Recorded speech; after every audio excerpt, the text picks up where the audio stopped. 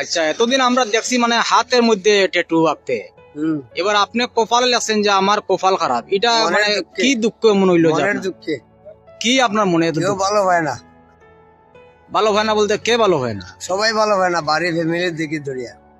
ওইগা লেখছেন নি কপাল খারাপ? মনের দুঃখে। এটা কোন জায়গায় লেখাইছেন? মেলা মাঠে। তো এটা কি আপনার সারা জীবন থাকবো? যতদিন আছি ততদিন। তা আপনি কি মনে করেন যে এই যে আমার কপাল খারাপ লেখায় কি মানে আপনার ভাগ্য পরিবর্তন হইব মনে করেন? এটা তো উপরওয়ালা জানে। এটা আপনি আর মিটাইতা না। এমনি আপনি কি করেন? আমি তো গাড়ি চালাই। সরকারি না বেসরকারি? সরকারি। সরকারি গাড়ি। আচ্ছা, এই কি সুন্দর লেখছেন আপনি, আমার কপাল খারাপ। এই প্রথম লোক আপনি যে আপনি এইভাবে একটা ট্যাটু লেখছেন, আপনি কি মনে করেন এই ধরনের আর মনে হয় না? না, সবাই তো কখনো দেখছি না। তা আপনি প্রথম আমার নিজে উদ্যোগ মনে থেকে।